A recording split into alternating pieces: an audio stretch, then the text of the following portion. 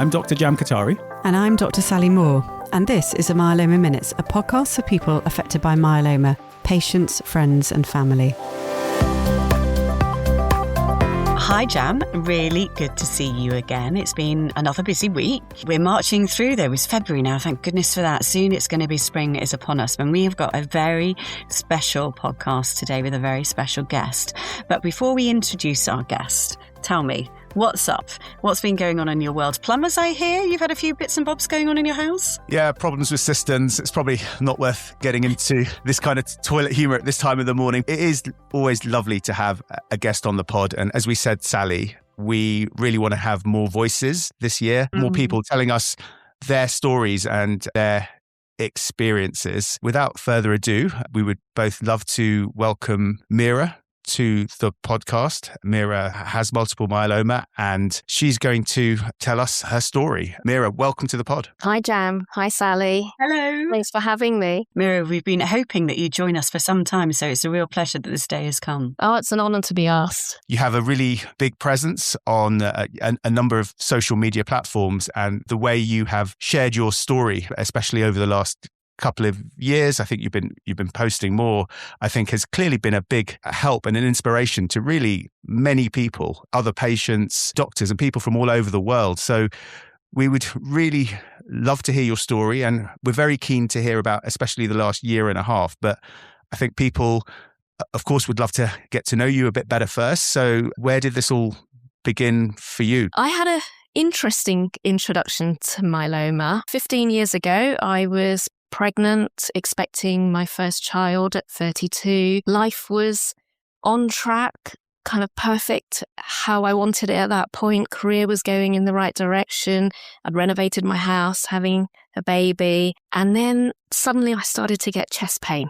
It was kind of towards the end of my second trimester, going into third trimester. Really quite severe chest pain, sometimes back pain. And I remember at one point, so I was working as a dentist at that time in special needs dentistry. The pain was so bad that I had to have a couple of weeks off because I couldn't hold a handpiece and see patients. So at that point, went to the doctor, got sent to the GP. They thought it was, I'm quite a small person. They thought short-waisted, big bump. It's maybe anatomy, things moving around. And it was back and forth, back to the physio. I had my baby at the end of 2010 and I thought things would improve, but they didn't. So carried on with the physio and a few more months like that. And I think when you're a new mum, you kind of ignore the pain that you're in and you just get on with it. You also think, I had a C-section for other reasons and you just think, oh, back pain's part of it. It didn't occur to me that upper back pain probably wasn't linked to the C-section. Chest pain was bad, but I was also getting weaker. My upper body was getting weaker and weaker. Breastfeeding was getting harder and I needed lots of pillows to support my son as he got heavier. And then eventually I pushed back and I said to the GP, I need some help now. We really need to do something more about this. Blood tests were normal at that time, that the bloods that the GP took. Eventually I got a referral to a rheumatologist who took some MRIs, found that I had quite an enlarged sternum at that point. So then I went next door to see orthopedics, who then they arranged CT-guided biopsy. And that showed that there were some plasma cells in the sternum, which was pretty enlarged at that point. And eventually ended up at UCL under the myeloma team. And at that point, so my son was 6.5 months at that point. I remember it was May 2011.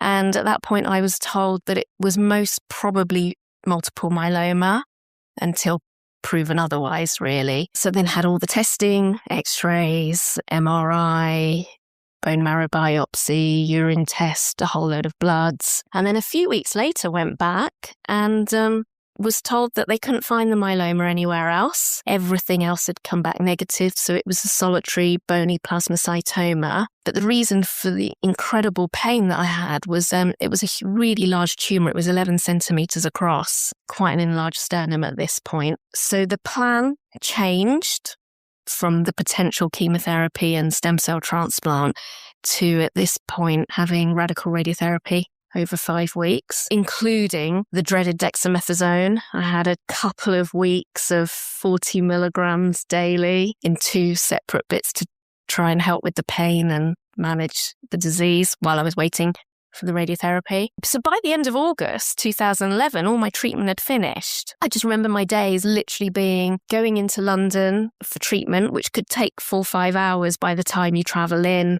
wait around, come back, and then making baby food at night, because I felt that I had no control over life at that point. And for some reason, I thought, well, I'll control the food he eats, if that's the one thing I can do. And then my husband was busy arranging childcare because he couldn't work from home at that point. So it was a really crazy maternity leave.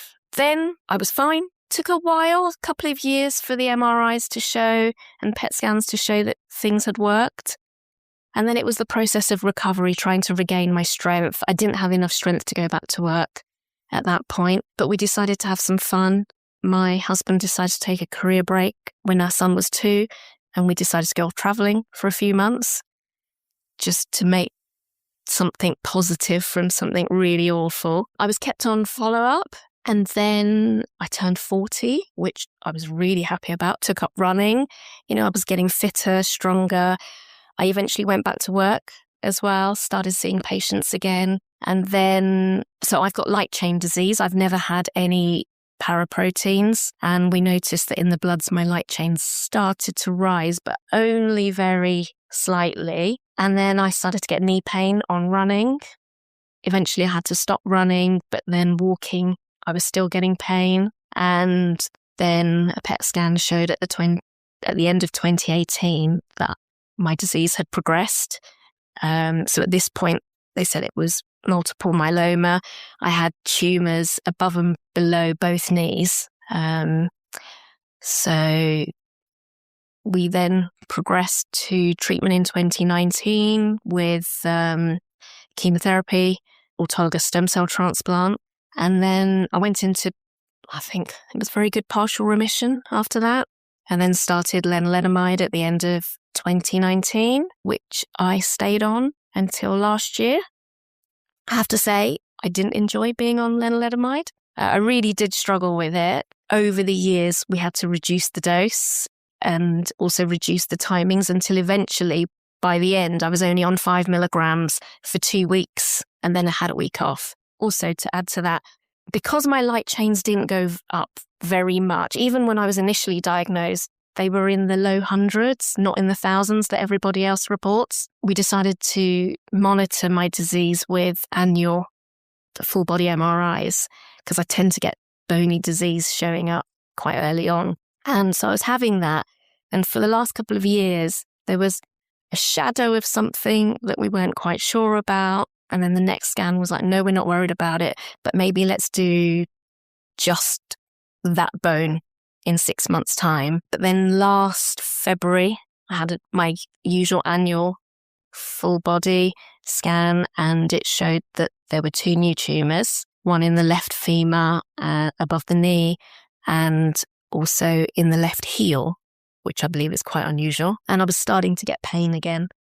More in the knee. I didn't really notice the heel pain until a bit later. In March, we started talking about what to do for treatment, and I was offered the option of CAR T-cell therapy with Carvicti and a couple of other treatment options. I really didn't know what to do at this point, so I went away, did lots of reading. I read all the papers, all of the consultants that have been involved in the trials that I knew of at UCL seemed to be, named in these papers. And then I was back and forth asking my clinical nurse specialist loads of questions, asking my consultant questions, waiting for approval for funding if I did decide to go ahead with it.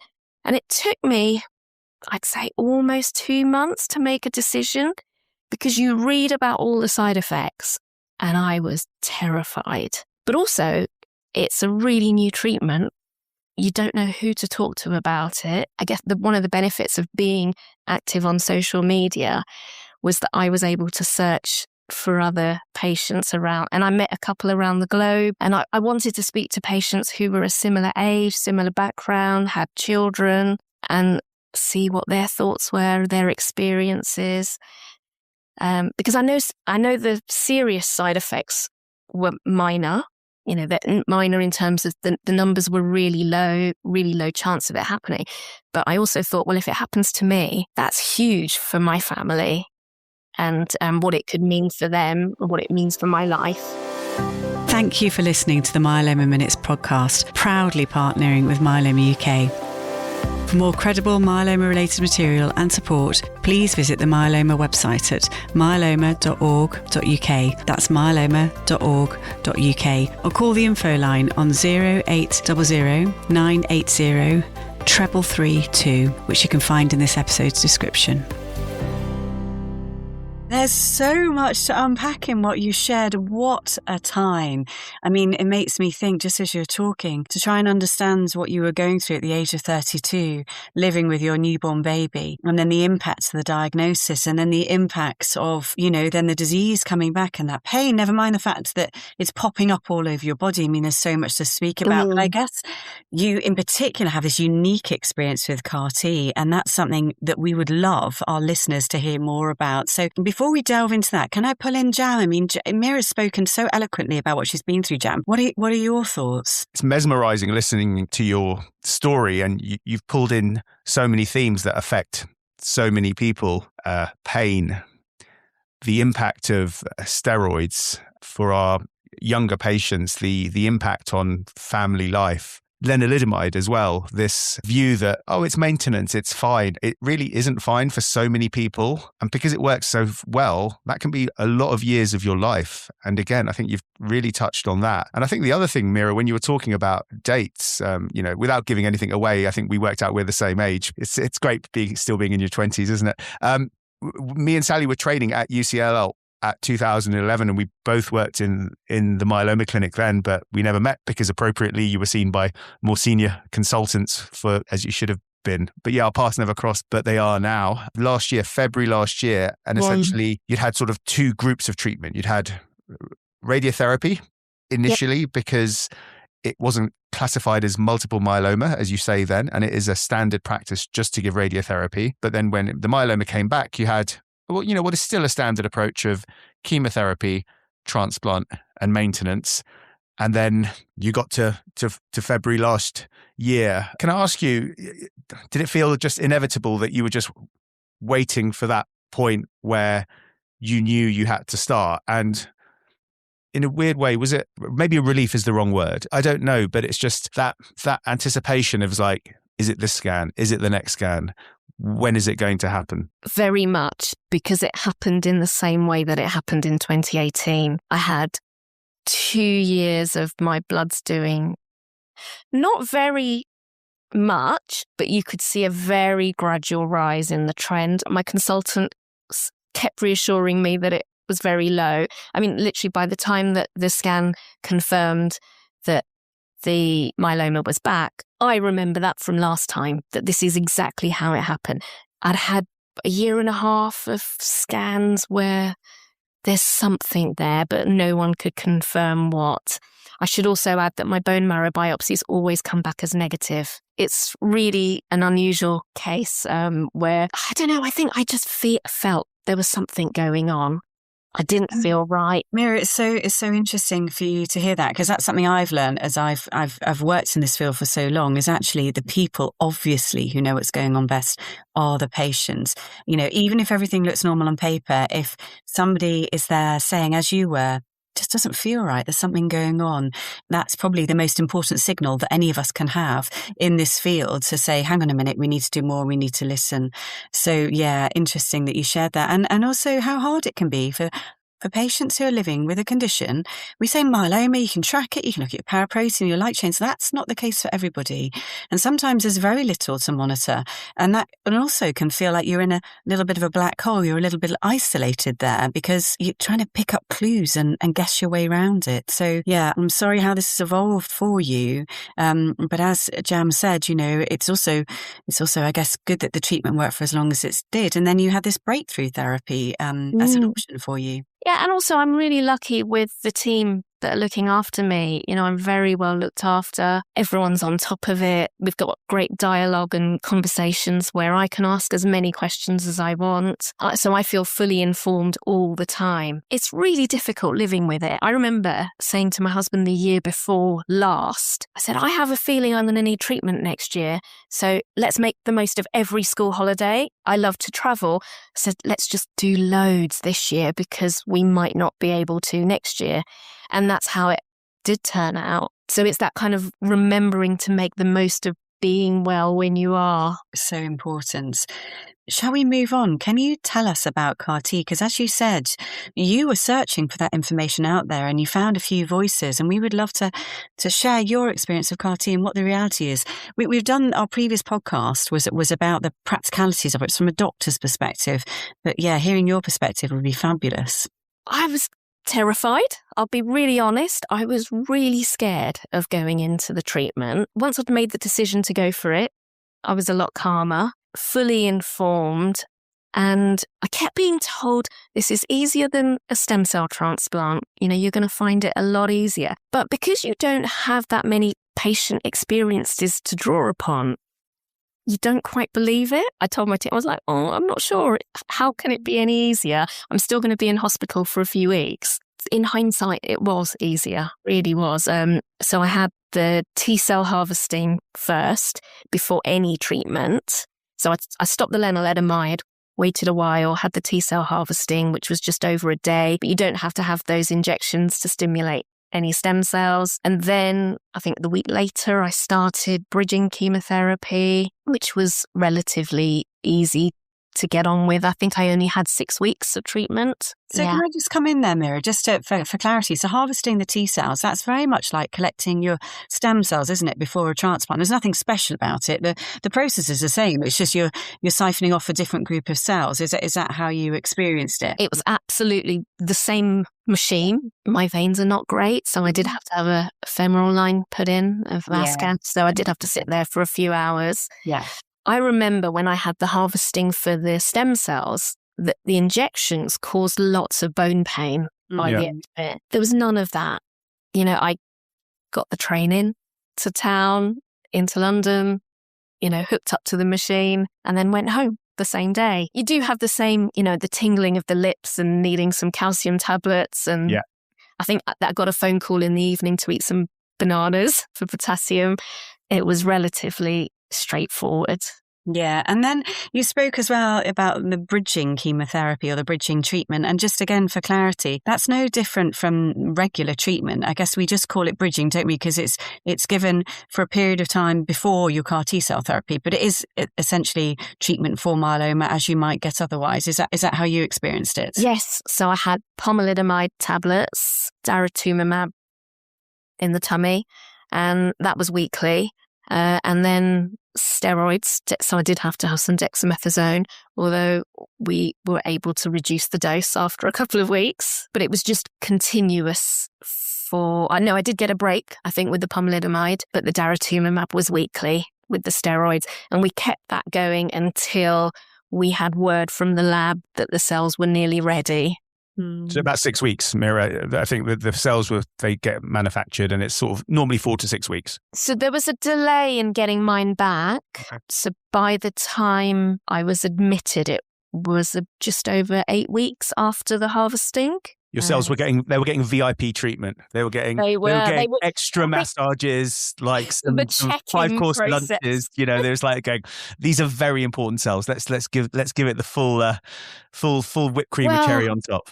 I mean, they were superhero cells, really. Yeah. But they were happy with them. We talked in the last pod about essentially your consultant would have got a report, the team, saying the cells fit the criteria, and they were happy that your CAR T cells were absolutely good to go. So we had a date penciled in to be admitted for treatment, and it got pushed back a week or two. I was just disappointed because I was hoping to be done and dusted before the summer holidays, but actually I wasn't.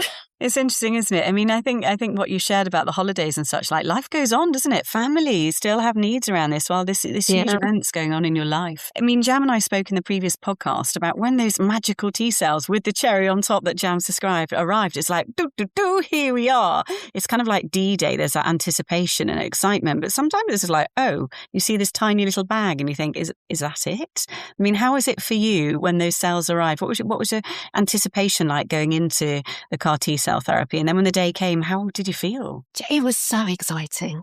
I remember going in the day I was admitted, took a photo at the train station because I just thought this is so momentous. And then I felt initially we had to have the leukodepletion chemo, and that made me feel not very nice. Nausea or just anything else? Nausea and sickness. Yeah. And I think probably from the anti-sickness drugs, really bad fatigue and drowsiness.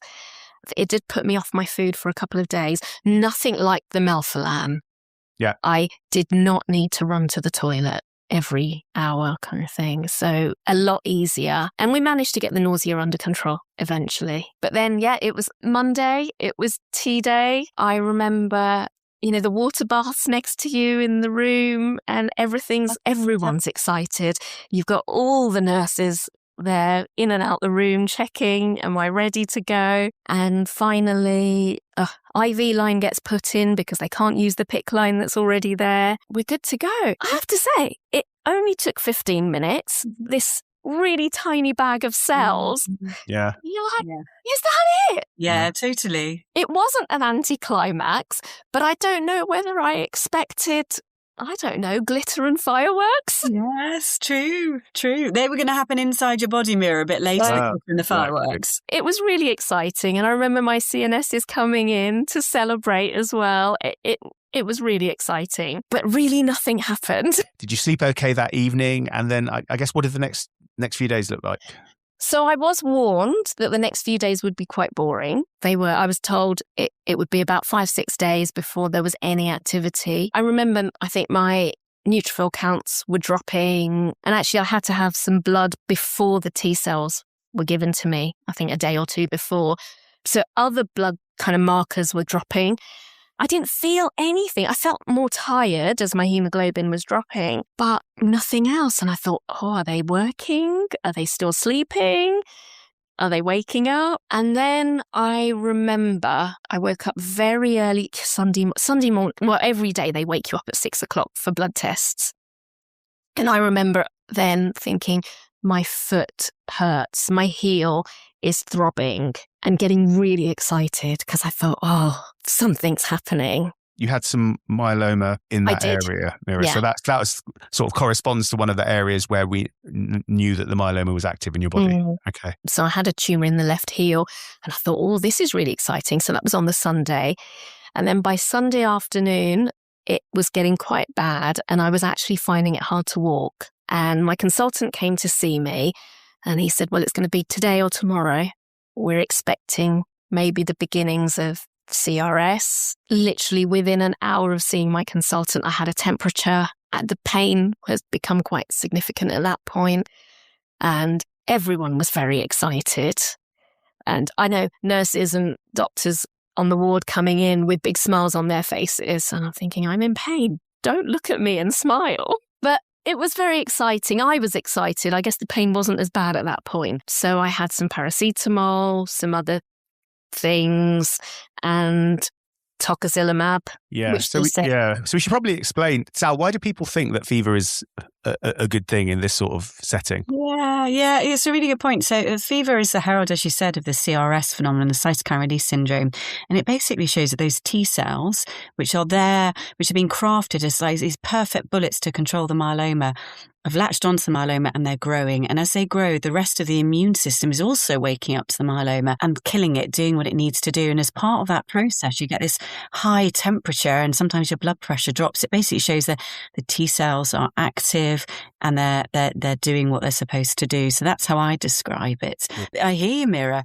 It's like, God, I feel rubbish. Yay, everyone's celebrating in the background. It's somewhat unexpected. Yeah. And perhaps not the most, what can I say really? Yeah, maybe not the most delicate way to behave, but it is obviously everyone was delighted that this was a good signal for you. Absolutely. I was excited as well. I remember, on the family WhatsApp group going, something's happening. These are working. That's it. It's over to my T cells really to do all the work. But I started to feel worse. So I remember Sunday night, early hours of the morning, I felt awful. So my temperature started to rise again. And then I started to get joint pain. So in my wrists, the areas where the tumours were above the knee and the ankle, the heel, I just had such incredible pain, and there was nothing anyone could do. I couldn't have any more paracetamol because I hadn't had another temperature. They couldn't give me ibuprofen. I think was it because of platelets or something. Couldn't have steroids because I think that would kill off the CAR Ts. There's so many things. I was just in so much pain, and I did feel unwell that night. I felt as if something was going on in my body, but I couldn't work out what. So I didn't sleep very much that night, and then 4:00 that morning, they picked up another temperature. So I remember the junior doctor came in that night going, "This is so exciting. You've got a temperature again." And I was like, I really don't feel excited at this point. And they rang my consultant. So they then gave me another dose of paracetamol, another dose of tocilizumab. And I have to say, at that point, I was in so much pain because I hadn't slept. For that next hour after those drugs, I felt so much better. It was almost like a hug with a warm blanket for a while. I mean, Mira, it's incredible, isn't it? And I just want to pick up on the pain that you're describing. And I think we don't often talk about pain in the light of CAR T-cell therapy. It's something which I think we speak about, we see sometimes with another type of treatment, the bispecific antibodies, which also use T-cells. But the pain isn't necessarily there for every person having this treatment. What we think and what we believe is as the T cells hone into that area of myeloma, it causes that area to swell and to become inflamed, and that's where the pain starts. So it's extraordinary. This was your experience. I'm sorry that you went through this, but it does sort of align. It does fit in with how your myeloma has behaved. But I guess for other people who don't sort of have lumps of myeloma or plasmacytomas, they may not get any pain at all, which is also quite bizarre, isn't it? That, the reaction to the CAR T cells can be so different in every person. So I also had pain in my wrists, which is probably just localized inflammation at the time, and my fingers swelled up for a couple of days. Quite possibly. But then hopefully, did it settle down then after you'd had all these treatments, the tocilizumab and the steroids? Did you notice then your pain slowly beginning to subside? Yes, after probably 2 days were difficult. I did need support because I couldn't weight bear on one leg, and movement with my hands was tricky for a couple of days. Nursing staff were incredible. I was so well supported, and things started to get better. And I know that the rule was that you had to stay in for 14 days of observation, from getting the CAR T cells. By day 15, I was ready to go home. Fantastic. So I've been in hospital for 3 weeks with the chemo beforehand. Did that feel like the right number of days that you needed to be in? I felt well, other than the fact that I was struggling to walk. Yeah. So it was more about, could I manage up and down the stairs and things like that when I got home, which is why I stayed the extra day. So Mira, just to clarify, because when people are consented for CAR T-cell therapy, a bit like a transplant actually, when you have to fill in those forms, you hear about this CRS phenomenon you've described. Unfortunately, you experienced that, but it got better. You hear about this inflammation of the brain called ICANS and get asked lots of questions and to write sentences all the time. And then you also hear about the risk of needing to go to intensive care. But obviously that didn't happen to you. Were there any other, those questionnaires you have to fill in asking you to count backwards in 10s from 100 and endlessly write a sentence? Were there any signals there that there is anything else going on? So my handwriting actually got better, probably because I don't normally write every day, but I was writing a sentence twice a day. I chose a long sentence initially, and then I had to shorten it because I thought that's too much to write.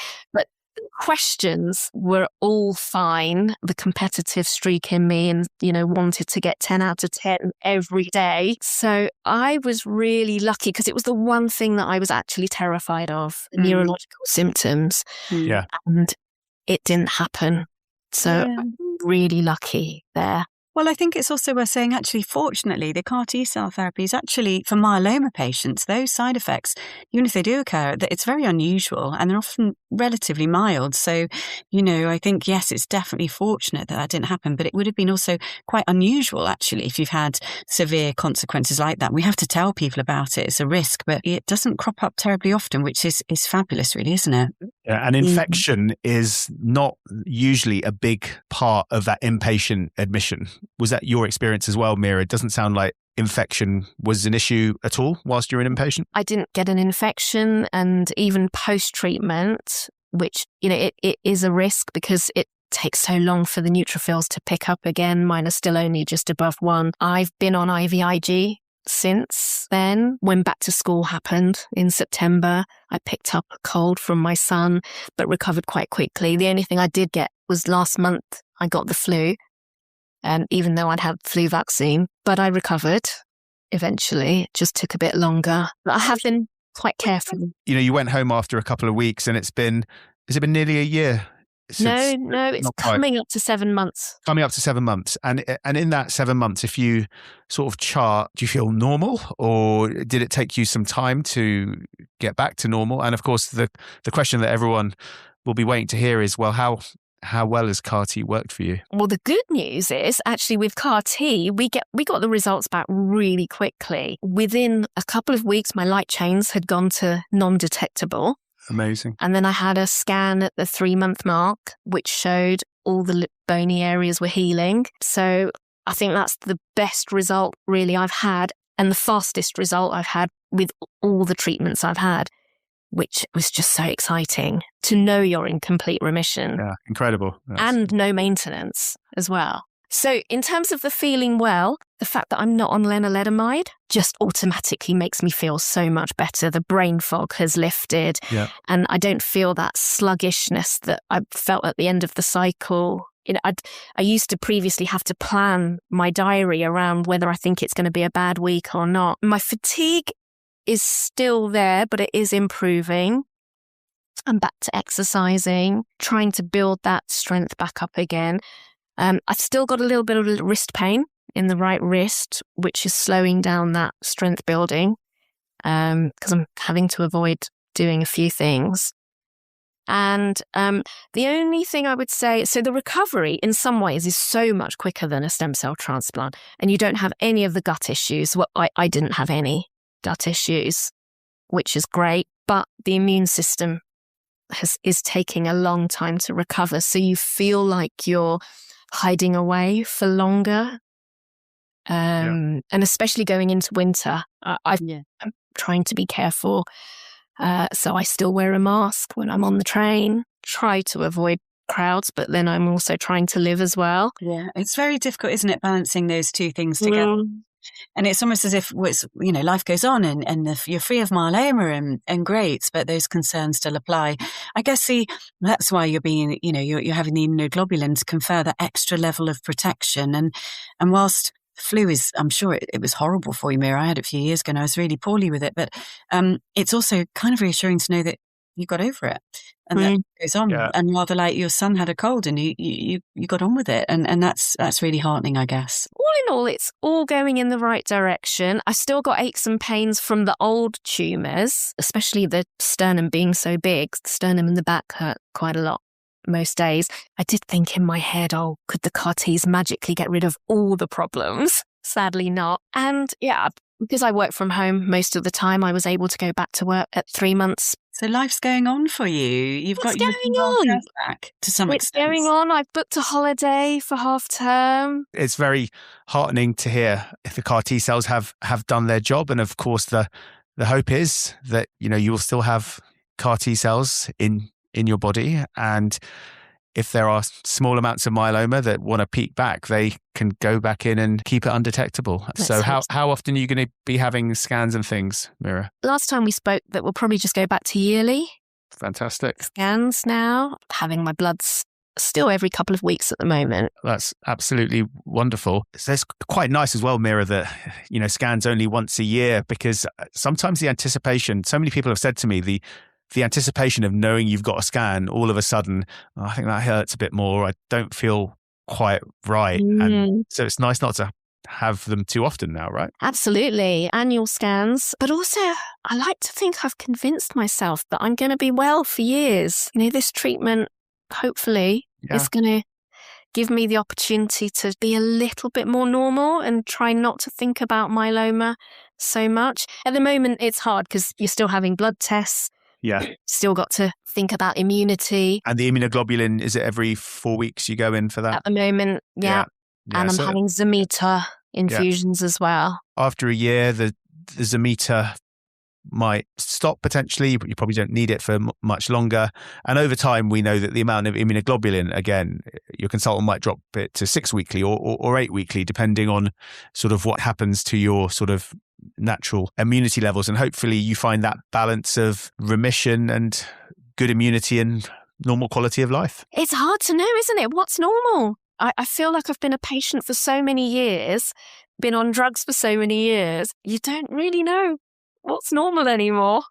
Yeah, no, that's such a key point. And I hope that the CAR T, does for you that we know it can do for a number of people. They can stay in remission for many years. And lenalidomide, and the previous treatments did that for you, but of course with that burden of daily treatment. So, you're not on chemo. You've had the sort of the therapy, and we hope it's one and done for you, Mira. And thank you for sharing your story from, the beginning 17 years ago, from when you were pregnant, the early years of, radiotherapy and getting back to normality. Then, of course, the chemo, transplant, and then lenalidomide, and now 7 months in your journey with CAR T. I think so many people will find your story fascinating, heartwarming, and actually inspirational. I think your strength and humor sort of really sort of come out. You've really had to sort of deal with a lot. So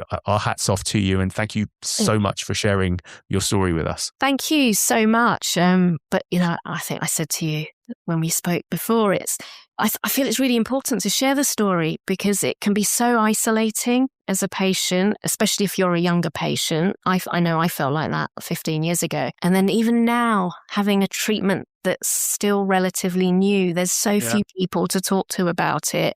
So I hope my story can help somebody else. But it's very exciting, especially when you see the data out there that the patients from the early trials, some of them are still disease-free. Absolutely. Those treated, 5-6+ years ago. No, for sure. Let's hope that it continues to work for you for a number of years. Thank you. And we'd love to have you on again in the pod, maybe next year or the year after, and you can tell us how you're getting on. I'd love to. You can invite me back when I've been to my son's graduation in a few years' time. Okay, all right. We've got a few years, and we look forward to catching up with you in the future. Thanks again, Mira, and enjoy the rest of your day. Thank you. So, Sal, what a story. I mean, Mira tells her journey brilliantly, doesn't she? She does. I mean, I really appreciated her honesty and how beautifully she just led her through what's happened in her life while she's had myeloma, and also, the impact it's had on her. And of course, this is it's a life-changing diagnosis for most people. But for Mira particularly, when she was so young, having a newborn baby and all that pain and that balancing act, it was just extraordinary to hear her trajectory really and how far she's come. A number of aspects of her story are, a little bit unusual. She was very young when she presented. She's in that group of people that don't produce a lot of proteins in their myeloma, so-called oligosecretory, which can make understanding how well people have responded a bit more difficult. But there's so many sort of positive things to take from her story. The way she's generally responded very well to treatments. And let's not forget, she's sort of 15 years in now. And hopefully the CAR T, has done its initial work and will continue to hopefully keep her in remission for, a prolonged period of time. I'm sure we could both relate to so much of what she was saying in terms of actually when the CAR T cells come along, when they're finally there with you in the room, it sort of feels like, oh my, really? Is this everything? But it's really what comes after as well. Once the CAR Ts have gone in and how your body reacts to the CARs, it's also really important. And she spoke so beautifully, didn't she, about how everyone was really excited when she got a temperature and she got pain. And of course, that's slightly in contrast to how we normally respond to someone having a temperature or struggling with pain.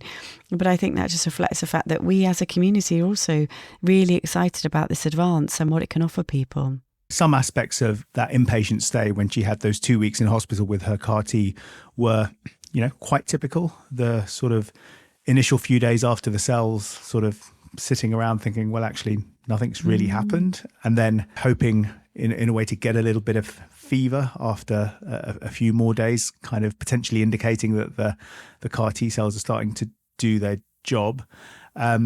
But some aspects of her symptoms were maybe, not so typical of what people might expect. What Mira explained so beautifully is how unique her myeloma has been in terms of primarily actually when she was first diagnosed, having that mass in her sternum or her breastbone. And then actually the fact that she developed myeloma around the ankle area and the knee area. Now that is quite unusual. And it is interesting that when her disease came back, those same areas were problematic. And that's where she felt the discomfort when the CARs were working their magic. But, we spoke about this, and I just want to emphasise this point really. CAR T-cell therapy doesn't normally cause pain, but it makes sense how it did cause pain for her. Yeah. So, interesting that that's a particular phenomenon that she experienced. As she said, she, picked up a flu-like illness, but got over that. And, the monitoring and prevention of infection is so important for her moving forwards. But the hope is that the myeloma and the thought of it coming back, melts away into the background, and she can have a sort of good quality of life, professionally, and, living a normal family life as well. I totally agree. Onwards and upwards in terms of those holidays and that family life and everything that she's got ahead of her. So, I guess that's what we're all hoping for when these newer therapies come through, as they will increasingly offer more people the chance to get back to what's a normal life for them. And I think, her story shows that beautifully as, how CAR T can do that for somebody like Mira. So it's it's such a pleasure to listen to her, wasn't it, Jam? And such a joy to have her on the pod. And really, we didn't really need to say anything, she just was such a professional. Thanks again, Mira. And, as 2026 goes on, we look forward to sharing more patient stories with you all. And we look forward to seeing you at the next pod. Absolutely. And see you soon, Jam. Bye. This has been the Myeloma Minutes. We hope you found this week's pod engaging, interesting, and above all, understandable and genuinely useful. If you enjoyed today's episode, please follow the podcast and share it with anyone who might benefit, from your online support group, your medical team, to friends and family. And as always, if you have questions or topics you'd like us to cover in the future episodes, please do get in touch. You can find us at www.themyelomaminutes.com or email us at themyelomaminutes@gmail.com. And you can find us on social media by searching The Myeloma Minutes on Instagram and Facebook. Many thanks for listening, and we'll see you at the next one.